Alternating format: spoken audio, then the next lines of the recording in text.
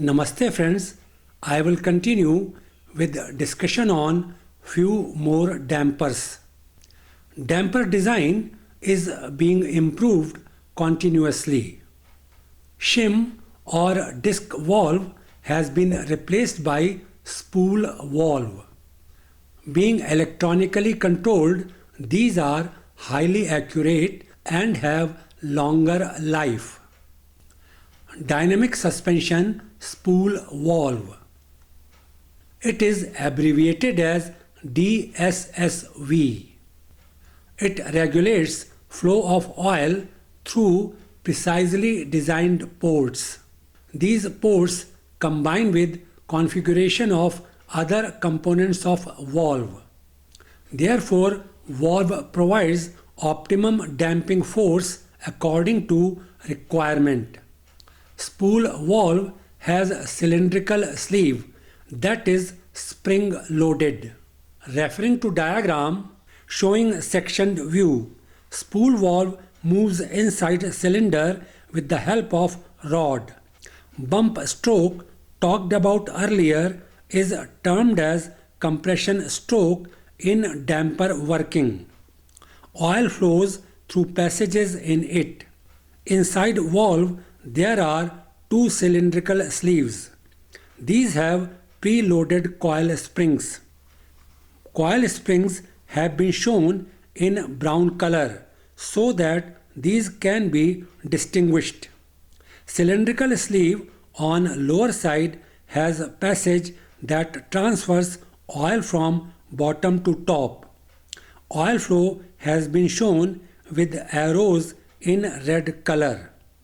Other sleeve on upper side has a passage that transfers oil from top to bottom. Oil flow in this case has been shown with arrows in blue color. It may be noticed that diagram presents upper ports open that makes oil flow in the direction shown by blue arrows. Ports on lower side are closed. In this situation, there is no flow as indicated by red arrows. Damping force is directly proportional to velocity of suspension movement. As suspension velocity increases, damping force rises with it. This imparts progressive damping characteristic to system.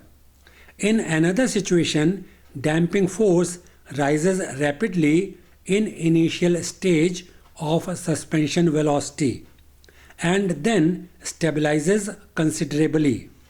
This is reverse of progressive damping, rightly termed as digressive damping.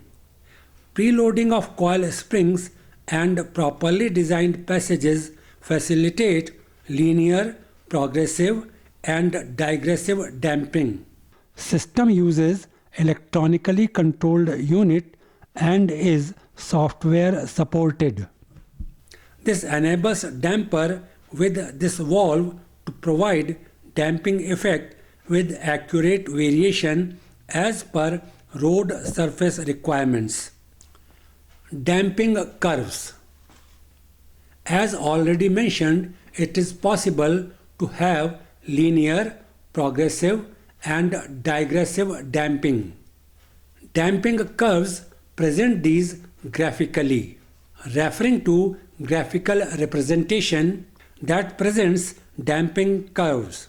It is variation between vertical suspension velocity and damping force. Linear damping curve is a straight line shown in black. Variation between two parameters is proportional in this case. Curve in red presents progressive damping.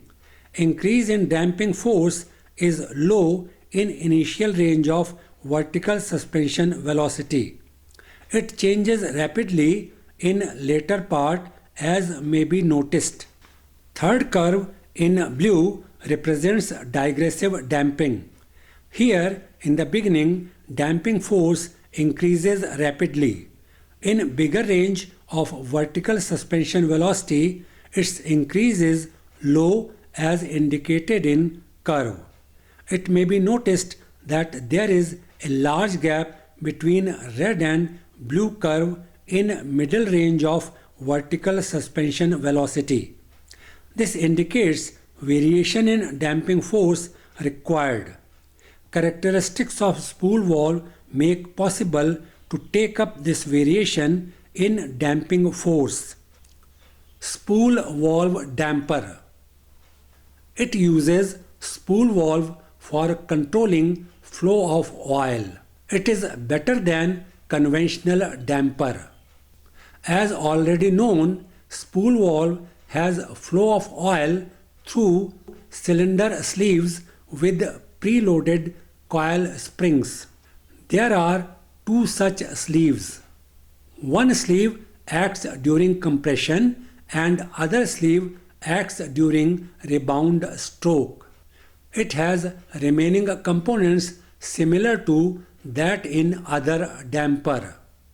Characteristics of spool valve are imparted to damper, and it provides linear, progressive and digressive damping effectively. Combination of strut and spool damper has been used successfully. Inside strut, damper is located concentrically. Damper is in inverted position. Sleeve rod is attached to bottom of strut housing. This provides enhanced stiffness to strut. Continuous damping. Here each wheel is provided with optimum damping continuously. It means more safety and better driving comfort. It provides reduced rolling, pitch and vertical motion. It also provides stability while cornering. Continuous damping is achieved through Electronic Control Unit or ECU. Referring to diagram for further details, ECU is connected with all four wheels W through dampers shown in red color. Two extreme situations are taken. One situation is a smooth road where soft damping is required. Another situation may be a rough terrain requiring tough damping. Between these situations, dampers act and provide damping. It is continuous with an interval as small as 2 milliseconds. Electronically controlled valves in dampers make it possible. Dampers are controlled individually.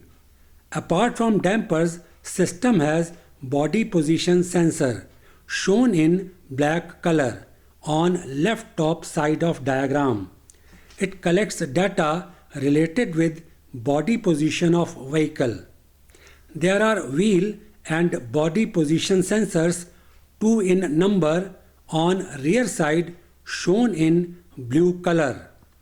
These collect data related with position of rear wheels and body of vehicle.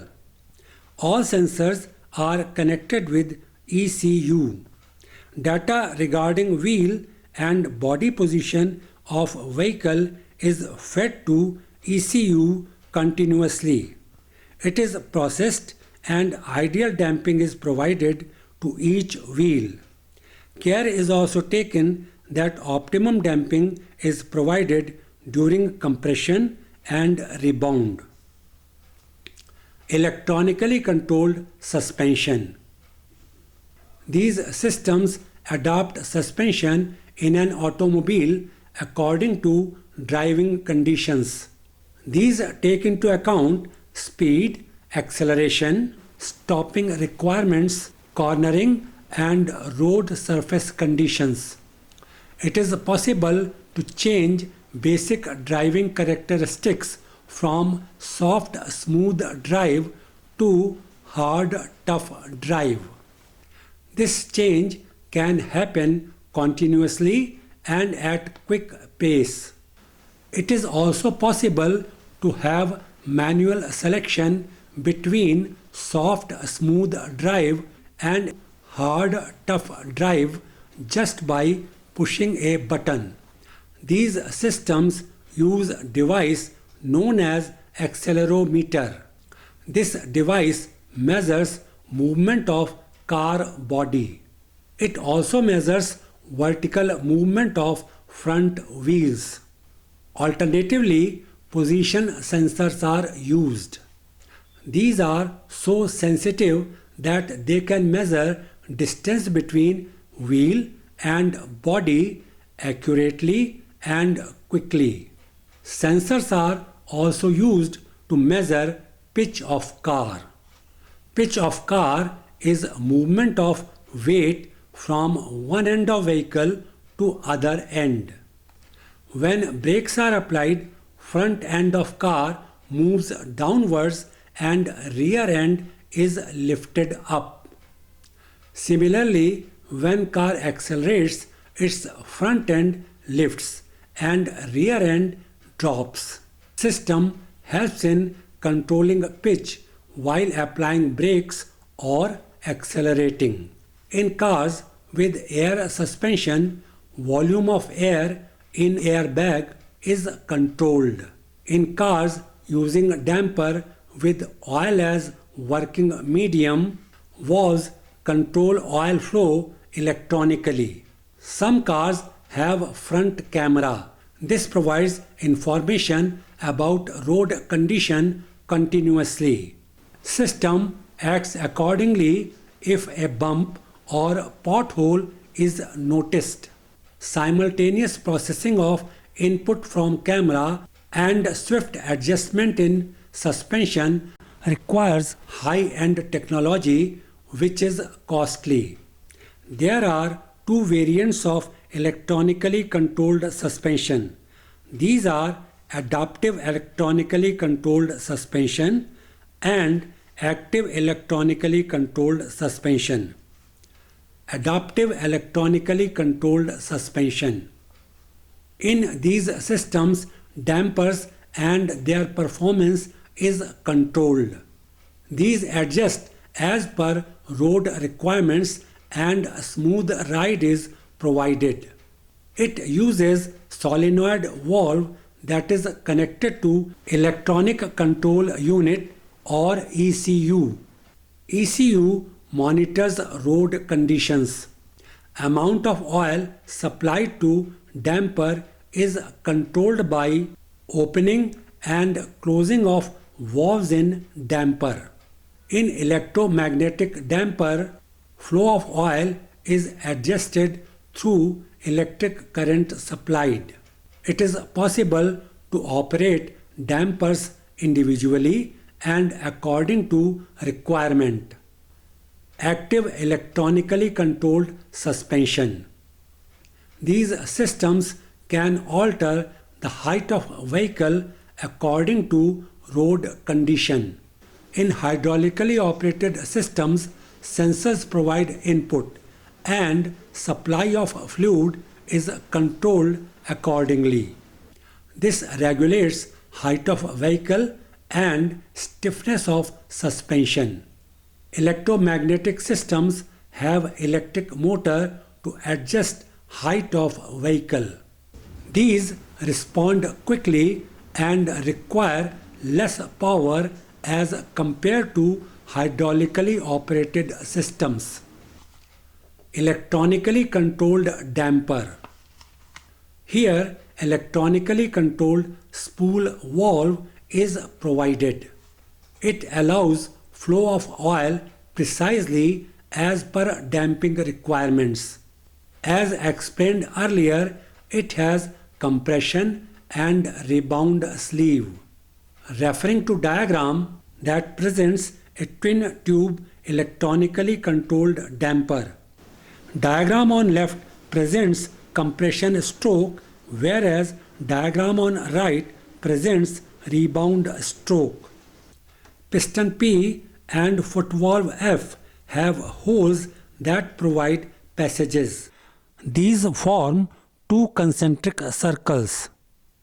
It is a sectioned view so two such passages can be seen on either side. Piston has two disc valves, one on upper side and other on lower side. These are operated through disc spring on upper side and coil spring on lower side.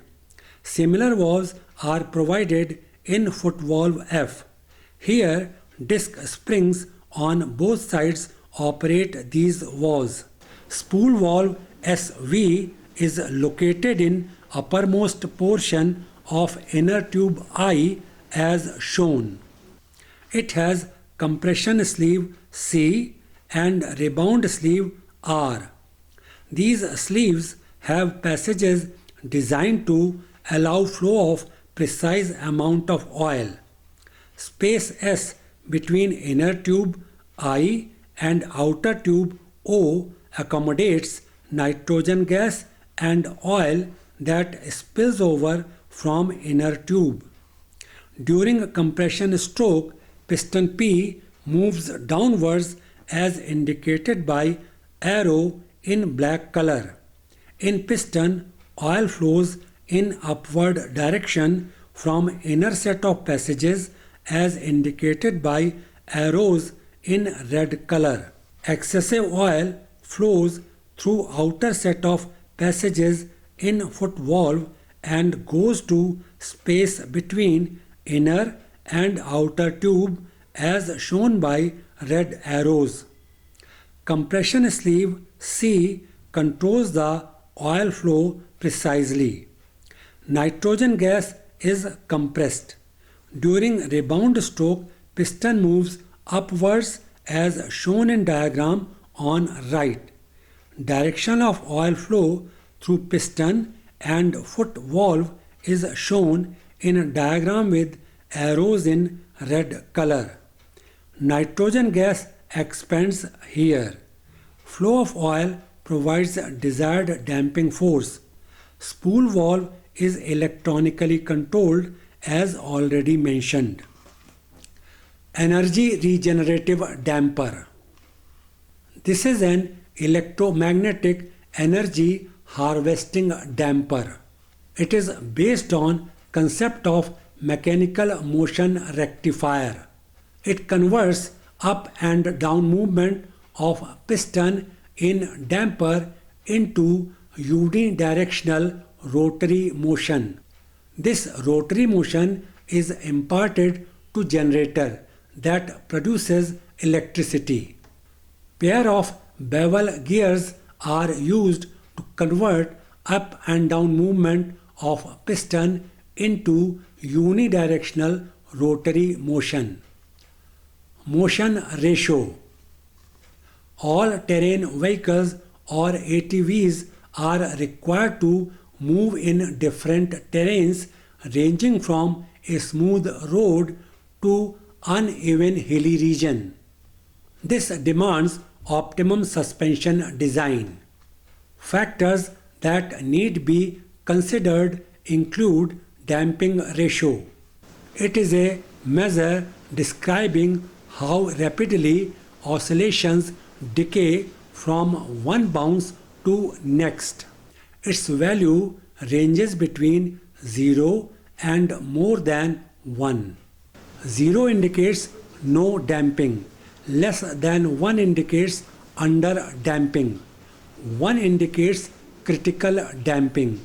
And more than 1 indicates over damping. Critical damping is reducing damping ratio to 0 in minimum time. It occurs when critical damping coefficient is equal to undamped resonant frequency. Critical damping coefficient is a second factor to be considered.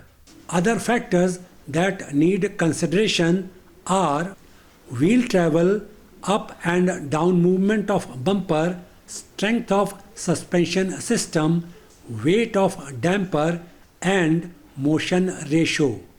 We are familiar with factors other than motion ratio. Motion ratio is ratio of damper travel to wheel travel. Its value is very important as it determines ride frequency, ride rate, spring rate, and damping ratio.